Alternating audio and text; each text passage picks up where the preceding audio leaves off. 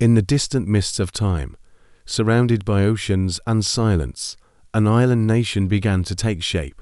According to legend, Japan's first emperor, Emu, ascended the throne in 660 BCE, a descendant of the sun goddess herself, Amaterasu. This wasn't just the birth of a ruler, it was the dawn of a culture shaped by myth, reverence, and a deep connection to the divine. As the centuries passed, one clan would rise above the rest, the Yamato, laying the foundations of what we now call Japan. From the Asian mainland came waves of influence: Buddhism, Chinese script, and new political ideals. Japan was no longer isolated. It was awakening.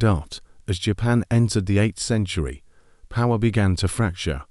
Emperors remained symbolic, but real control slipped into the hands of the military elite. From the chaos, a new warrior class emerged, the samurai. Bound by honor, loyalty, and the strict moral code of Bushido. These men lived and died by the sword. The land was divided between powerful warlords known as daimyo, each commanding their own armies, vying for dominance. In 1192, the first shogunate was born. Minamoto no Yoritomo established military rule under the Kamakura shogunate, marking a new era of Japanese governance. For the next 400 years, Japan would be ruled not by emperors, but by warlords and warriors. After centuries of civil war, Japan found peace under one name, Tokugawa Ieyasu. In 1600, he triumphed at the Battle of Sekigahara, and just 3 years later, he became shogun. Thus began the Tokugawa shogunate, a rule that would last for over 250 years. The new government moved the capital to Edo, modern-day Tokyo, and implemented strict laws to maintain order and hierarchy. Foreigners were seen as a threat. Christianity was banned, trade was restricted. Japan shut its doors to the world. This policy, known as Sakoku, isolated the nation, culturally and economically, for over 2 centuries.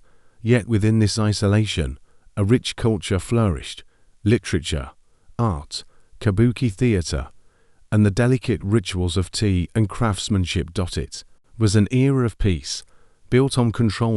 In 1853, black ships appeared on the horizon. Led by American Commodore Matthew Perry. They came not with war, but with demands. Japan's 200-year isolation was broken. The country faced a choice: resist the West or adapt to survive. In 1868, a revolution unfolded. The Tokugawa shogunate fell, and power returned to the emperor. Thus began the Meiji Restoration, an era named after the new emperor, Meiji. In just a few decades, Japan transformed itself. Samurai were abolished. Western clothing replaced kimonos. Railroads, factories, and modern schools reshaped the land. The military was restructured. The economy surged. By the early 1900s, Japan was no longer an isolated island. It had become a modern empire. With modernization complete, Japan sought power, not just at home, but across Asia. In the early 20th century, Japan emerged as an imperial force, defeating Russia in 1905 and annexing Korea in 1910. But ambition grew. In 1931, Japan invaded Manchuria. By 1937, full-scale war erupted with China. In 1941, Japan made a fateful decision, launching a surprise attack on Pearl Harbor. The United States entered the war. What followed was a brutal and bloody conflict across the Pacific, from Midway to Iwo Jima. In August 1945, the world changed forever. The United States dropped 2 atomic bombs on Hiroshima and Nagasaki. On August 15th, Japan surrendered. The empire had fallen. After the ashes of war, Japan began again. Under Allied occupation, the nation was rebuilt from the ground up. A new constitution was written.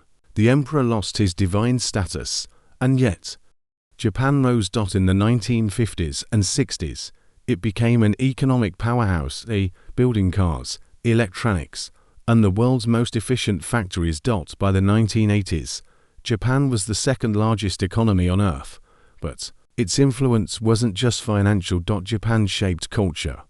From anime and video games to architecture and cuisine, today, Japan stands as a beacon of balance, tradition and innovation, discipline and creativity, a nation once broken, now leading the future.